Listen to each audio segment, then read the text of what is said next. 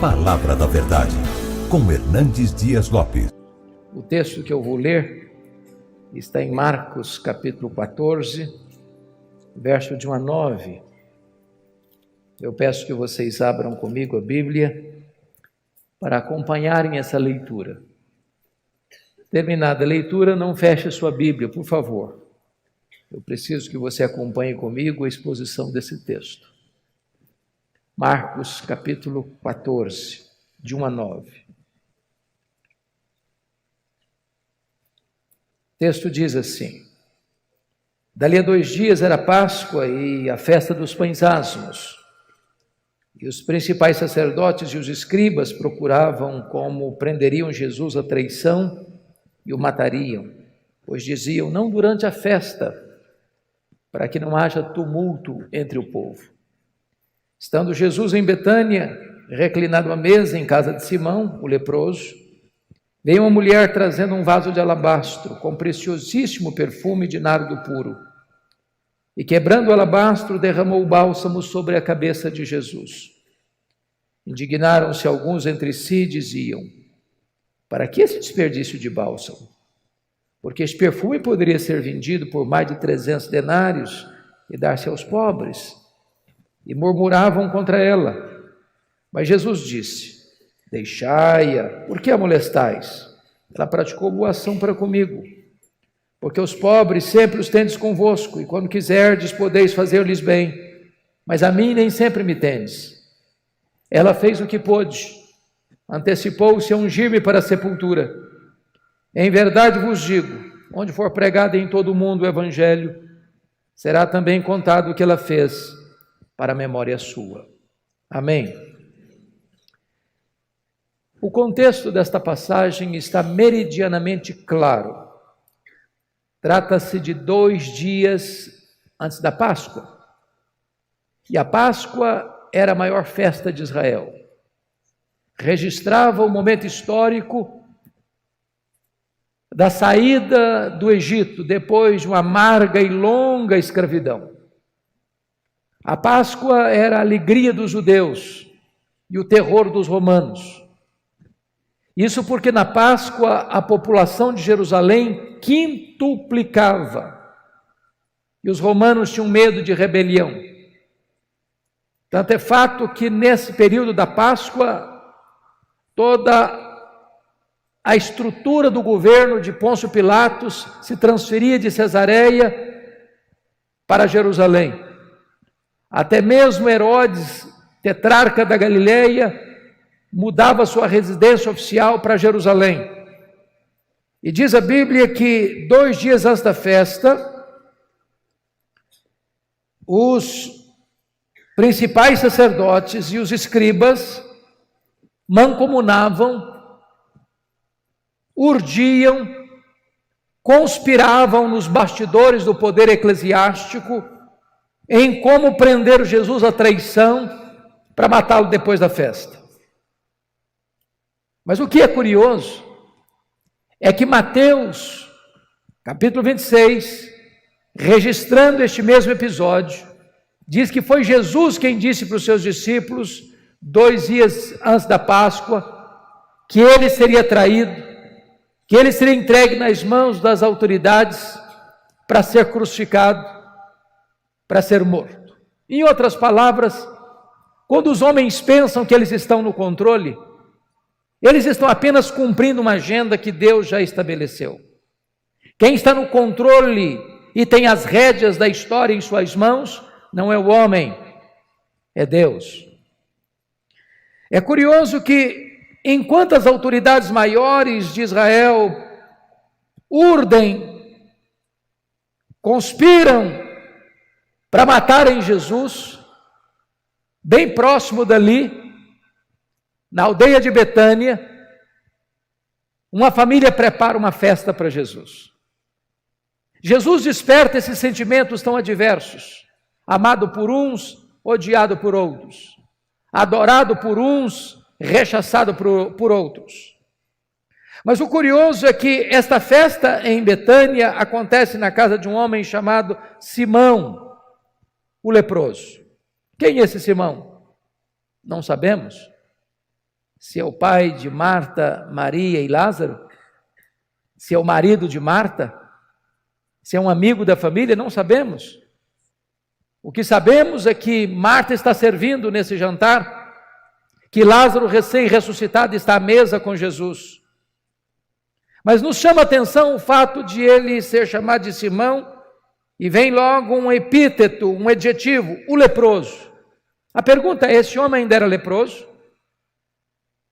E a resposta óbvia é: claro que não. Se o fosse, não poderia receber ninguém em sua casa, nem mesmo estar em casa.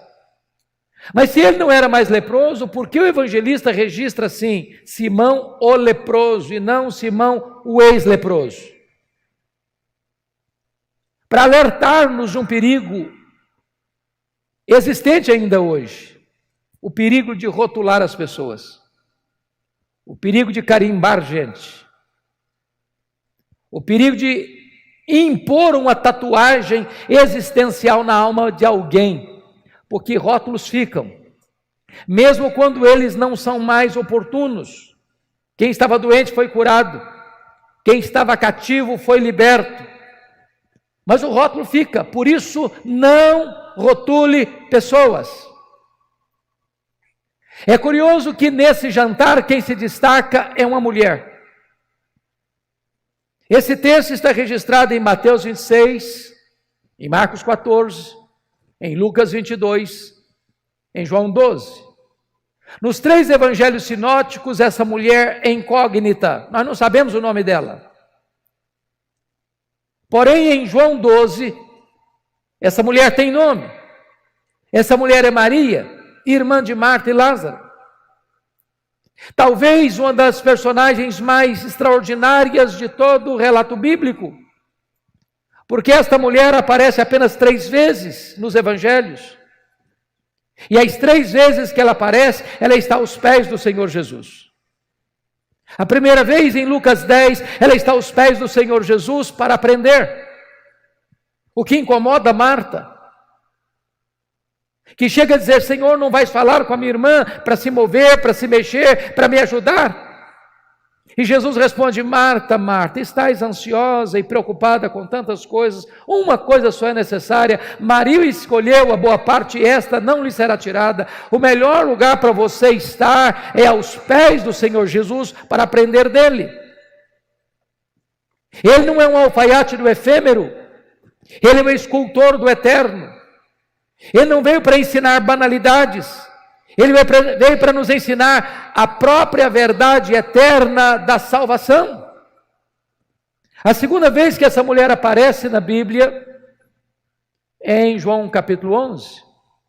E ela mais uma vez está aos pés de Jesus, agora para chorar, para derramar diante do Senhor a sua dor, para encontrar nele refrigério e consolo para a angústia da sua alma. Não há melhor lugar para você estar, para buscar refrigério do céu e consolo de Deus, a não ser aos pés do Senhor Jesus.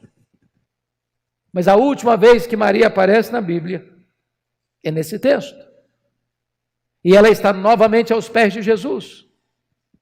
Agora não mais para aprender ou chorar, mas agora para agradecer. E a pergunta é: agradecer o quê? Muito provavelmente, o maior milagre público de Jesus, a ressurreição de Lázaro, seu irmão. E diz o texto que Jesus já estava à mesa, reclinado à mesa, quando Maria vem por trás, trazendo um vaso de alabastro. Alabastro é uma pedra ornamental, contendo um perfume preciosíssimo. E diz Mateus que esse vaso está cheio. E diz João 12 que esse vaso tem 1 libra de perfume. Você sabe que 1 libra é uma medida. 1 litro tem 2,2 libras. Logo, nós estamos falando de um vaso ornamental que tem aproximadamente meio litro, meio quilo de perfume. E diz o texto que Maria vem e quebra esse vaso e derrama todo esse perfume sobre a cabeça de Jesus, e toda a casa se enche com o perfume. Esse perfume escorre pelo corpo de Jesus. Ela solta os seus cabelos e enxuga os pés de Jesus com os seus cabelos. Isso provoca uma reação dos discípulos, dizendo: mas para que esse desperdício? Judas, que era o tesoureiro do grupo, diz: com esse perfume poderíamos ter 300 denários e dar aos pobres. E diz a Bíblia que desta maneira eles agridem essa mulher, eles criticam essa mulher, eles murmuram contra essa mulher, eles molestam esta mulher. E Jesus sai em defesa dela, dizendo: por que a molestais? Ela praticou boa ação para comigo. Os pobres sempre os tendes convosco, mas a mim nem sempre me tendes. Ela fez o que pôde. Ela antecipou-se para ungir-me para a sepultura. E em verdade vos digo, em todo mundo onde for pregado o Evangelho, será contado o que ela fez para a memória sua. Eu gostaria, portanto, à luz desta passagem, partilhar com vocês 8 atitudes de Maria. 8 atitudes de Maria, que nos mostram que Deus é o Deus Supremo, que no coração dela não tem outros ídolos, mas que o Senhor Jesus é a própria razão suprema da sua vida. Se você tem papel e caneta, sugiro você anotar. Isso porque já aprendi que o papel mais amarelo e a tinta mais fraca é mais fiel do que a memória mais prodigiosa. Então vamos observar esses 8 princípios que Maria nos ensina. Com a Bíblia aberta comigo, vejamos. Primeiro, olha o versículo 8, a parte B, está escrito assim: ela fez o que pôde. Você pode repetir essa frase comigo? Ela fez o que pôde. Sempre que leio isso, eu pergunto ao meu coração: eu estou fazendo para Jesus tudo o que eu posso? Porque às vezes nós fazemos, mas não fazemos de todo o coração. Às vezes fazemos relaxadamente. Às vezes fazemos com a motivação errada. Às vezes não fazemos de forma íntegra. Maria fez o que pôde. Você tem feito o que você pode para Jesus? Ele é o primeiro, Ele é o único. Ele tem um espaço absoluto no seu coração, na sua mente, na sua agenda, na sua casa. Ele é o centro da sua vida. Eu gosto muito da história da igreja. E gosto porque a história será nossa pedagoga, ou então nossa coveira. E me traz à mente agora o que aconteceu no dia 23 de setembro de 1723, às 11 horas da manhã, na Alemanha, quando um homem chamado Ludwig van Zinzendorf começa uma reunião de oração que durou 100 anos. E esse movimento foi um dos momentos mais importantes de reavivamento, de despertamento missionário na história da igreja. É o movimento conhecido como o movimento dos morávios. E na Alemanha, os morávios, mesmo sendo pobres na época, cada 19 moravianos sustentavam um missionário fora da Alemanha. Alguns deles, não tendo dinheiro para enviar para a obra missionária, vendiam-se como escravos para comprar passagem de ida, para investir o resto dos seus dias para levar a esperança do Evangelho aos povos mais distantes do mundo. Quando eu olho um exemplo desse, eu pergunto ao meu coração: eu estou fazendo o que eu posso? Pois Maria fez o que pôde. Segunda coisa que eu aprendo com Maria é que ela fez o seu melhor. Confira comigo o versículo 3. Ela está trazendo um perfume que os evangelhos chamam de preciosíssimo. Esse perfume foi feito de uma essência chamada nardo.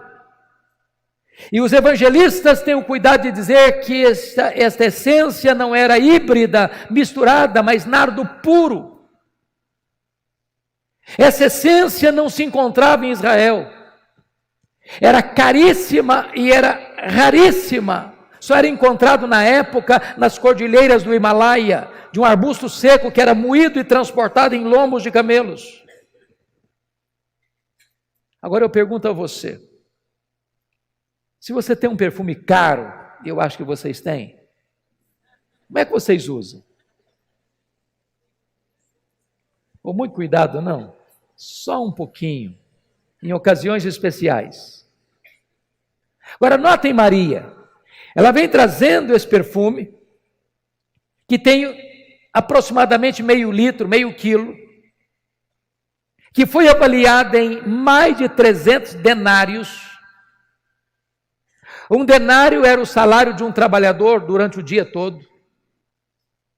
Portanto, estamos falando que cada grama desse perfume valia um dia de serviço.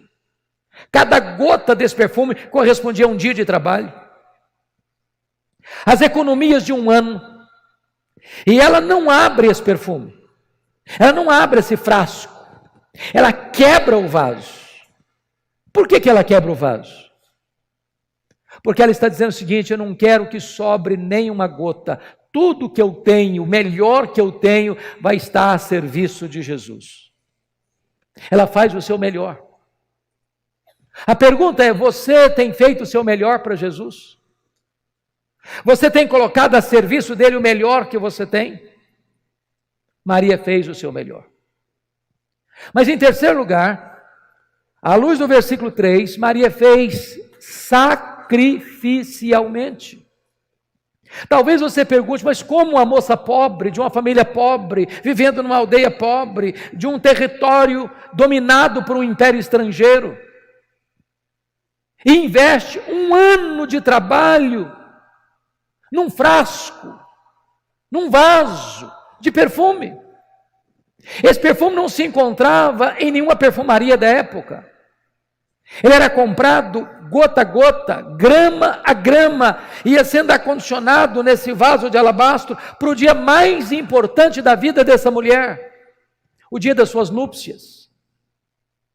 E ela pega aquilo que era tão importante para ela, que tinha tanto significado para ela, e coloca tudo isso a serviço de Jesus, porque ela não apenas faz o seu melhor, ela faz de forma sacrificial.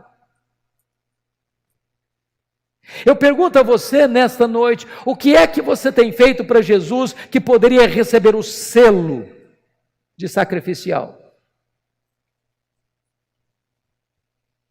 Tem horas que imagino que as pessoas que não conhecem a Deus como você e eu conhecemos, têm até mais zelo em servir aos seus deuses do que nós em servir ao Deus Supremo. Eu explico. Há 3 anos eu estava pregando na cidade de Porto, em Portugal, e fui visitar uma pequena cidade chamada Águeda, perto de Coimbra. E na medida que viajávamos, eu vi caravanas e caravanas a pé, andando pelo asfalto. E eu perguntei, o que essas pessoas estão fazendo? Me responderam, elas estão indo a Fátima, pagar promessas. E eu perguntei, mas a que distância elas estão caminhando a pé? Me responderam, a mais de 400 quilômetros.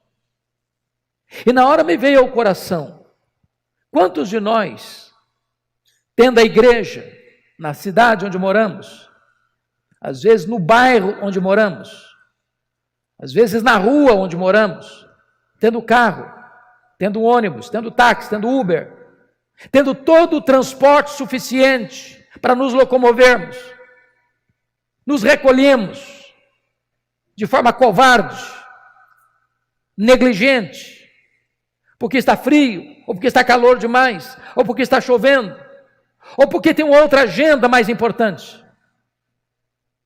Pois Maria está nos ensinando que nós devemos servir ao Deus que é acima de todos os outros deuses, oferecendo a Ele o que podemos, o nosso melhor, e de forma sacrificial. Quarto lugar, Maria fez, apesar das críticas. Confira comigo os versos 4 a 6, que Maria enfrenta 3 críticas. E eu sou pastor há 36 anos e nunca vi alguém fazendo algo relevante para o reino de Deus sem enfrentar críticas. Quem tem medo de críticas não serve a Deus. Quem tem medo de críticas está mais interessado no aplauso dos homens do que na aprovação dos céus. Notem comigo que a primeira coisa que ela enfrenta está no versículo 4, indignaram-se alguns entre si e diziam, para que esse desperdício de bálsamo? Indignação é raiva. Mas quem está indignado com Maria? Quem são esses alguns aqui? São os discípulos. São os líderes da igreja. São aqueles que deviam estar alegre com ela ou imitando o exemplo dela, estão indignados contra ela. Mas notem, eles não estão indignados com o que ela está fazendo. Eles estão indignados para quem ela está fazendo. Se fosse para os pobres, tudo bem, mas para Jesus, não, aí é um exagero, aí é um desperdício. E se indignaram contra ela. Mas notem em segundo lugar, no versículo 5, que está escrito, porque este perfume poderia ser vendido por mais de 300 denários e dar-se aos pobres. E murmuravam contra ela. João diz que quem faz essa avaliação financeira do perfume é Judas Iscariotes, o tesoureiro do grupo. Talvez o comentário entre eles fosse assim, bom, com essa grana toda, dava para dar muita bolsa à família. Dá para comprar muita cesta básica. Só que Judas era ladrão, era um falso filantropo. Ele ficou tão irritado com a atitude de Maria que ele sai dessa casa aqui, para entregar Jesus e vender Jesus ao sumo sacerdote. E diz o texto que murmuraram contra ela. Eu sei que hoje vocês são mulheres muito espirituais e que esse negócio de murmuração já não existe mais entre vocês. Mas eles não murmuraram só não, murmuraram contra ela. Terceiro lugar, terceira crítica, olha o versículo 6. Mas Jesus disse, deixai-a, por que a molestais? Ela praticou boa ação para comigo. Primeiro, indignação. Segundo, murmuração. Terceiro, molestação. Ô, gente, molestar hoje é crime, dá cadeia. Maria está sendo molestada. Não fora Jesus sair em sua defesa, e ela teria sido engolido viva por aqueles que eram os líderes da igreja.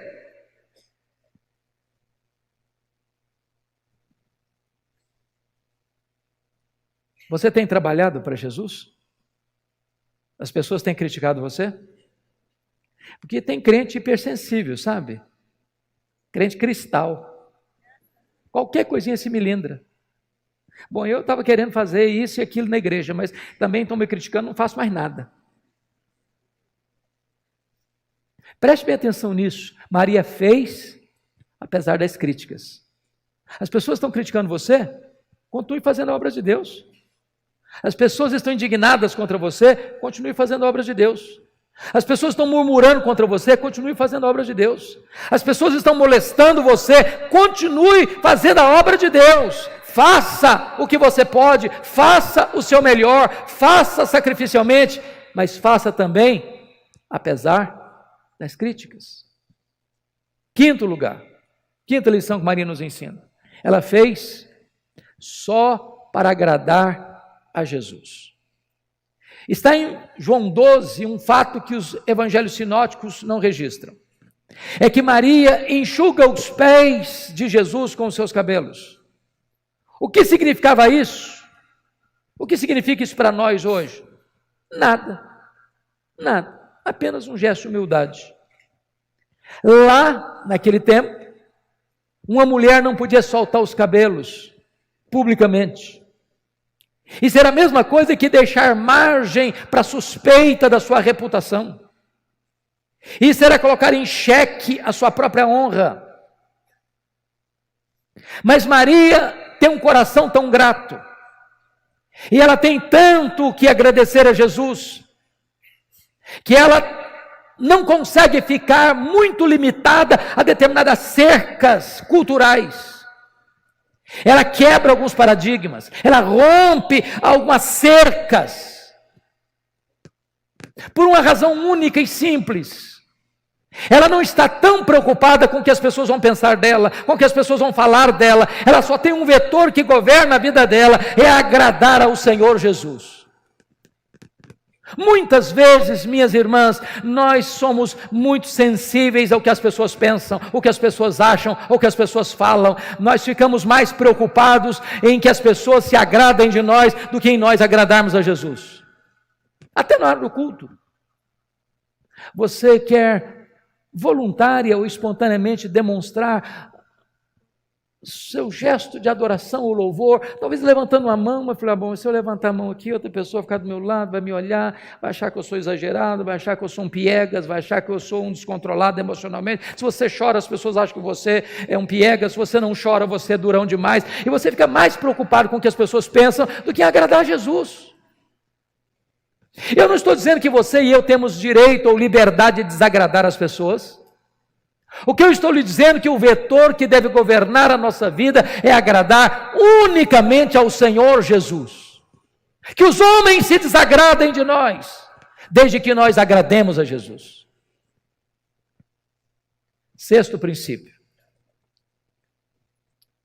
Maria fez o que pôde. Maria fez seu melhor. Maria fez sacrificialmente. Maria fez, apesar das críticas, Maria fez só para agradar a Jesus. Mas em sexto lugar, Maria fez a pessoa certa.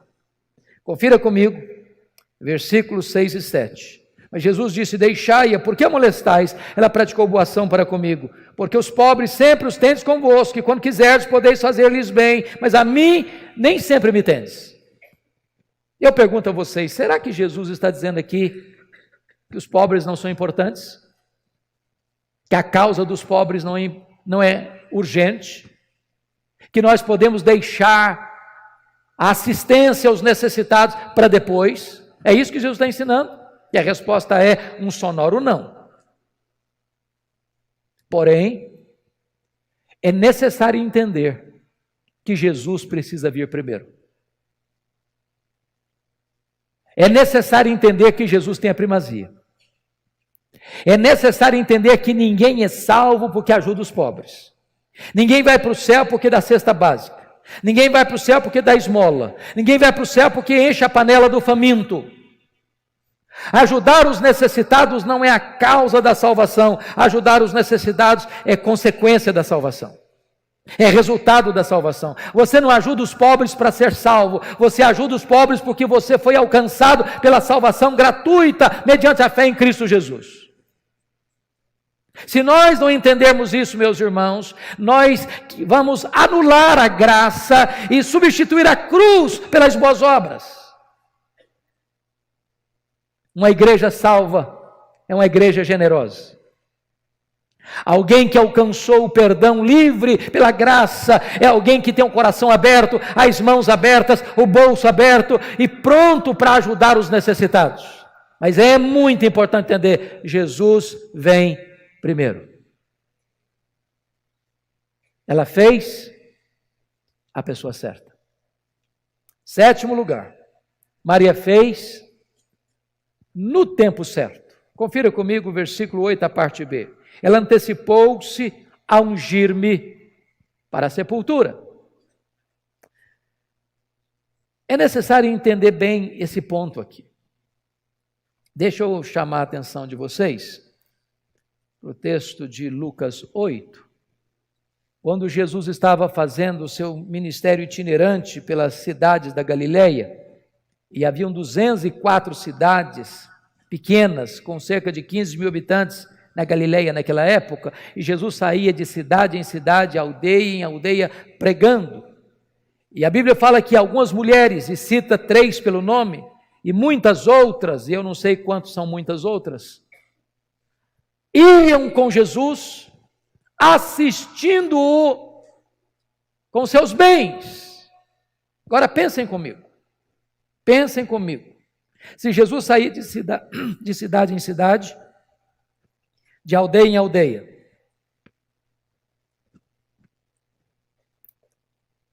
tinham 204 cidades. Se era Jesus e os 12 apóstolos, são 13 pessoas. Se estão 3 mulheres citadas pelo nome, 13 com 3, 16. Mas muitas outras, eu não sei quantas são muitas outras. Talvez 30, 40, não sei. Mas vamos imaginar um grupo de 40 pessoas. Naquela época não tinha hotel. Naquela época não tinha restaurante, como temos hoje. A logística disso, para dormir, para comer, para vestir. Essas mulheres iam bancando o ministério de Jesus. As mulheres sempre foram mais ativas e mais generosas. E elas estão lá servindo a Jesus e assistindo a Jesus com seus bens. E é nessas viagens que Jesus deixa claro que ele precisa ir para Jerusalém para ser crucificado, para ressuscitar ao terceiro dia. E quando Jesus vai para Jerusalém, essas mulheres, não outras, essas mulheres sobem com Jesus. Quando Jesus foi crucificado, somente João está lá. Todos os outros apóstolos fugiram, essas mulheres estão lá. Quando Jesus foi sepultado, não consta nem que João estivesse no sepultamento, mas essas mulheres, diz Lucas, viram onde e como Jesus foi sepultado. Quando chegou o sábado, final do sábado, que era 6 horas da tarde do sábado, elas correram no mercado para comprar especiarias, para vir embalsamar o corpo de Jesus. Mas por quê? Raciocine comigo. Que horas Jesus morreu na sexta-feira? 3 horas da tarde. Que horas ele foi sepultado? Necessariamente antes de começar o sábado, que era sexta-feira, 6 da tarde. Portanto, entre a morte de Cristo e o sepultamento de Cristo, você tem 3 horas.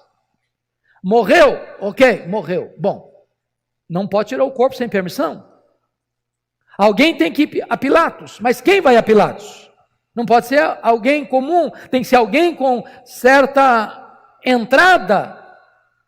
Então, José de Arimateia se escolhe e se oferece para ir. Ele vai, chega e fala para Pilatos: olha, queremos tirar o corpo da cruz. Mas não, é muito cedo, não deu para morrer ainda. Vai lá, chama o comandante, traz o comandante aqui. Se ele falar que morreu, bom, então vai alguém lá, chama o comandante vem a Pilatos, morreu sim. Aí emite-se uma permissão para tirar o corpo, tira o corpo, lava o corpo, tem que ir no mercado, comprar linho, comprar perfume, tem que limpar o corpo, tem que passar perfume no corpo, tem que enrolar o corpo em lençol, tem que sair daqui, tem que ir lá no túmulo novo, tem que rolar pedra, tem que depositar o corpo, tem que rolar pedra de novo. Qual a conclusão vocês estão chegando comigo? Muito pouco tempo. As mulheres viram onde e como? As mulheres não gostam de nada mal feito. Elas devem ter pensado: está mal feito esse serviço, vamos fazer direito. Acabou o sábado, correram para o mercado, vamos fazer direito. Quando chegam no domingo de madrugada, uma surpresa, a pedra está rolada, o túmulo está aberto, entram no túmulo e está vazio, saem do túmulo um anjo, perguntando para ela: mas o que você está fazendo aqui? Procurando entre os mortos aquele que está vivo. Ele não está mais aqui não, ele ressuscitou. Sabe o que eu estou falando para essas mulheres? Vocês fizeram tanta coisa por ele, mas uma coisa vocês não fizeram: vocês não anteciparam a unção dele para a sepultura. Agora ele não precisa mais não, agora é tarde. Sabe qual a lição que eu aprendo aqui? Há determinadas coisas na vida que ou você faz hoje ou você nunca mais vai fazer amanhã. Você tem que falar para o seu marido: eu te amo, fale hoje. Você tem que pegar seus filhos no colo e dizer que eles são importantes, faça isso hoje. Você tem que dar um telefonema para alguém, encorajando essa pessoa, faça isso hoje. Você tem que enfiar a mão no bolso e dar uma oferta para alguém que está precisando de ajuda, faça isso hoje. Você tem que dizer para o seu pai, para a sua mãe, que eles são importantes na sua vida, faça isso hoje, amanhã pode ser tarde. Uma das coisas que mais machucam ao meu coração, dentro da cultura brasileira, são os nossos funerais, por duas razões. Primeiro, eu nunca vi ninguém receber tanto elogio como defunto. Nunca vi. Olha bem, a pessoa está lá deitada, inerte, olha uma rasgação de seda em cima do caixão que não tem fim mais. Quando o jornalista Ricardo Boechat morreu recentemente, a televisão brasileira passou o dia inteiro fazendo elogio a ele. A pergunta é se ele escutou alguns desses elogios em vida. Se você tem que elogiar alguém, elogie em vida. Se você tem que homenagear alguém, homenageie em vida. Depois que morre não adianta mais. A segunda coisa que me choca nos nossos funerais é que defunto recebe mais flor do que vivo. Dá para entender isso? Dá para entender isso? Ô, gente, eu fui num funeral em Vitória, eu contei 86 coroas de flores. 86. Tiver que contratar um caminhão só para levar as flores. E eu fiquei do lado pensando, falei, coitado do defunto, meu Deus. Não consegue cheirar um botão de rosa, mas para que tanta flor para ele? Eu sei que os maridos de vocês são gente extremamente carinhosa, cavalheiros, né? Vocês sempre recebem flores, eu não tenho dúvidas disso. Agora, eu conheço alguns homens que são pão duro, sabe? Que nunca levam uma flor para a esposa. Aí no dia que a abençoada morre, ele vai na funerária, vai na floricultura, e diz, faça uma coroa grande, grande, e nem pede desconto. Nem pede desconto.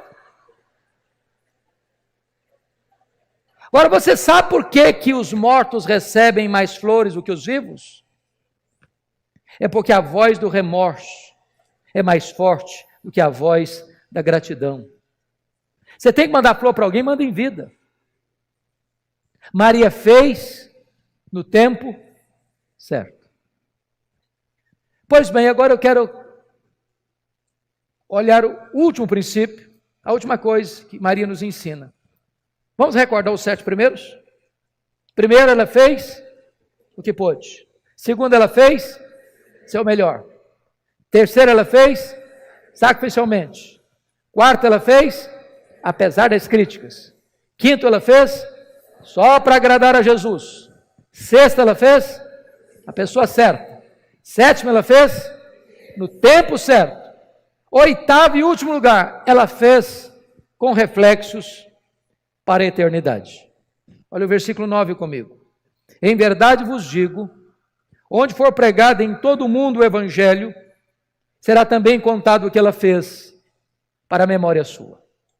Isso me impressiona muito, porque foi numa casa humilde, de uma vila humilde, há quase 2000 anos.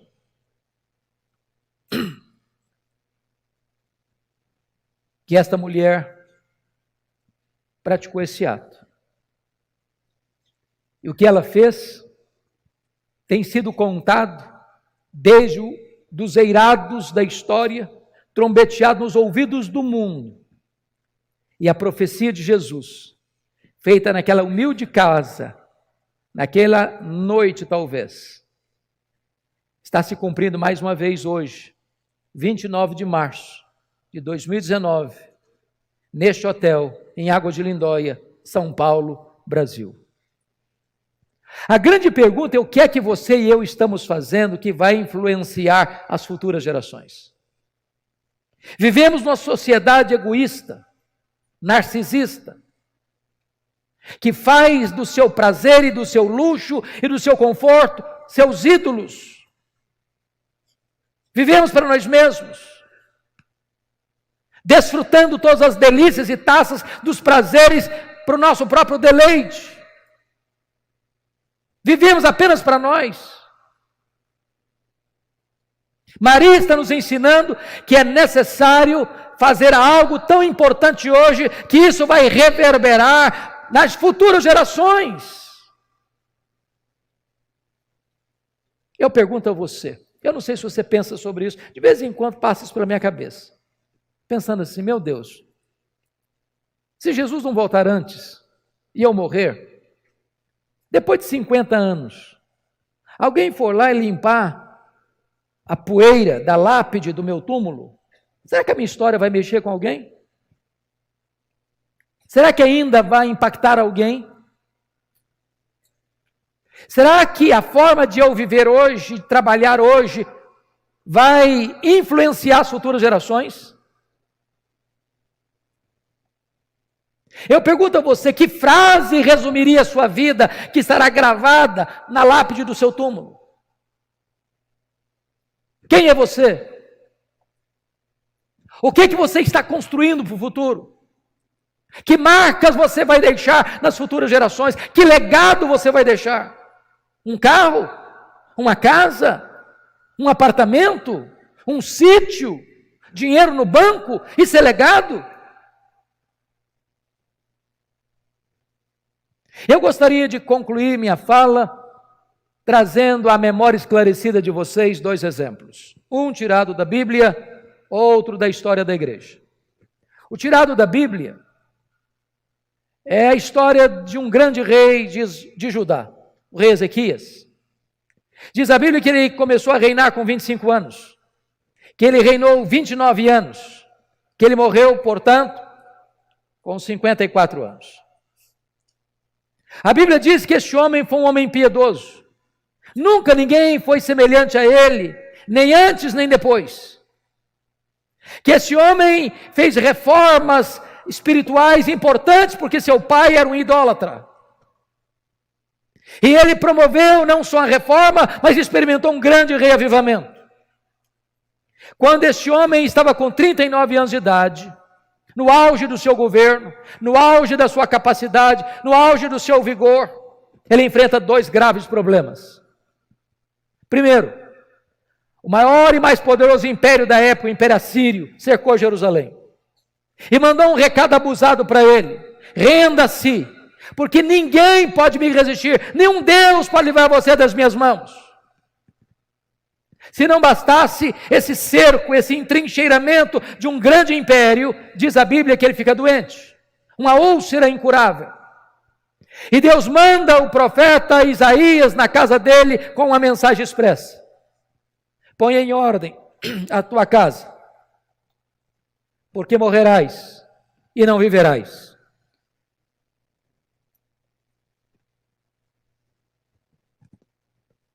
Todo o poder, todo o dinheiro, toda a fama de Ezequias não pôde trazer para ele esperança. Só restou para ele uma parede, para a parede ele se voltou, e diz a Bíblia que ele chorou abundantemente, que ele orou fervorosamente e que Deus respondeu rapidamente. O profeta não tinha saído da cidade ainda, quando Deus vai lá e fala para Ezequias que eu ouvi a oração dele, que eu vi as lágrimas dele e que eu vou curá-lo e eu vou libertá-lo do poder da Síria, e no 3º dia ele vai estar na minha casa. Quando o profeta chegou, Ezequias perguntou: mas que evidências eu tenho de que Deus respondeu minha oração? E o profeta pergunta: o que você quer? Que a sombra do relógio de Acais adiante 10 graus ou retroceda 10 graus? O rei pensou: bom, já que Deus vai fazer um milagre, eu quero o maior. Eu sempre vejo relógio andando para frente, eu nunca vi relógio dando marcha ré. Então que retroceda 10 graus. E Deus interferiu na estrutura do universo para atender a oração do rei Ezequias. Um grande milagre. Sabe o que aconteceu? Essa notícia reverberou não só em Judá, mas também para fora dos limites de Israel. Chegou lá na longínqua Babilônia. O rei da Babilônia nomeou uma comitiva diplomática para ir a Ezequias, trazer presentes para Ezequias, congratular-se com Ezequias. E quando Ezequias recebe essa comitiva internacional, ele abre o seu palácio, ele abre os seus tesouros e mostra quão grande ele é, quão poderoso ele é, quão rico ele é, quão influente ele é, e não deu uma palavra sequer de exaltação a Deus. Aquilo foi mal aos olhos do Senhor. Ele exaltou o seu coração. Aí Deus manda de volta o profeta Isaías à sua casa. Isaías chega e pergunta: e aí, Ezequias, estou sabendo que você recebeu uma comitiva? Ah, recebi sim. E aí de onde era? Ah, muito distante, lá da Babilônia. E aí, o que aconteceu? Ah, eu abri meu tesouro, mostrei tudo que eu tenho, quão rico, quão poderoso, quão forte, quão grande eu sou. E aí Isaías diz: pois foi mal o que você fez. Então escute a palavra do Senhor agora. Essa Babilônia vai se tornar um grande império. E essa Babilônia virá de novo. E vai saquear Jerusalém, e tudo que você ajuntou, os outros ajuntaram, tudo isso aí vai ser pilhado, saqueado e levado embora. E tem mais, Ezequias, dos filhos que tu gerares, eles serão levados cativos. E tem mais, Ezequias, os teus filhos, o que gerares, vão ser castrados, eles não vão poder gerar. Você quer uma coisa pior que essa? Sabe o que o Ezequias disse para o profeta? Boa esta palavra que disseste. Bom, você não está entendendo o que eu estou falando. Eu estou falando que essa Babilônia virá, vai saquear Jerusalém, que os seus filhos vão ser escravos, que os seus filhos vão ser castrados. Você entendeu agora? O rei diz: boa essa palavra. Você está ficando louco, homem? Você perdeu o juízo. Mas ele justificou: boa essa palavra, porque eu, Ezequias, terei paz nos meus dias. Sabe o que ele está dizendo?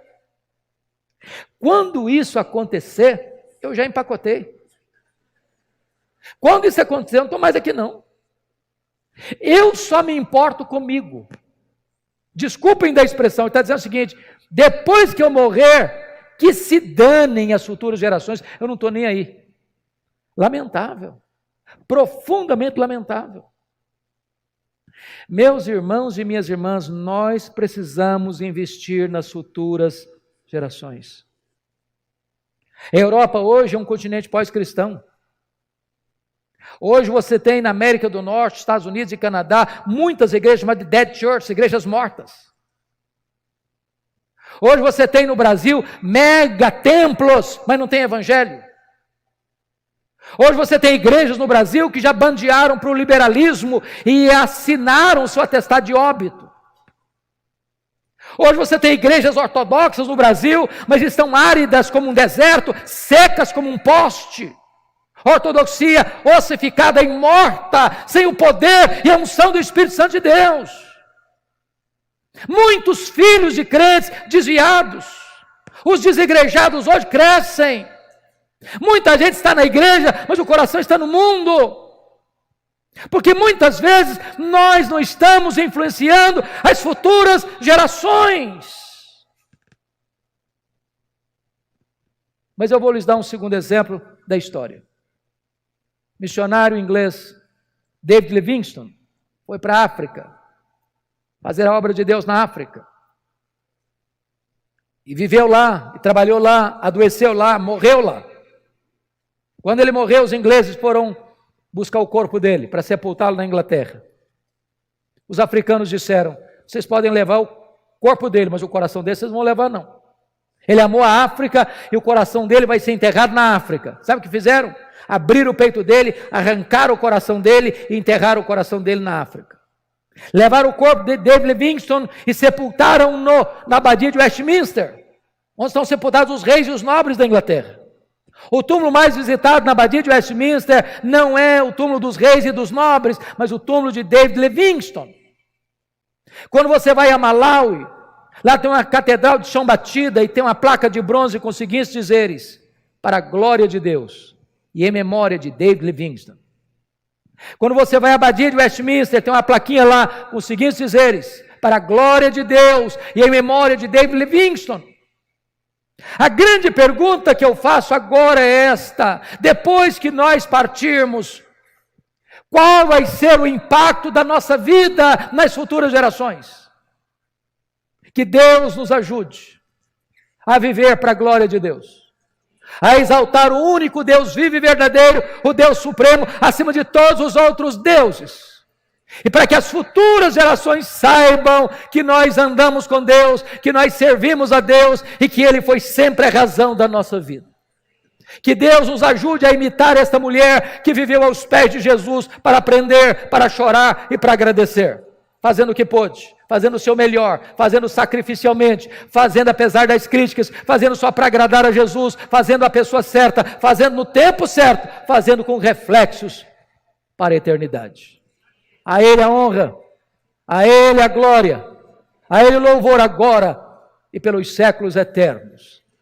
Amém.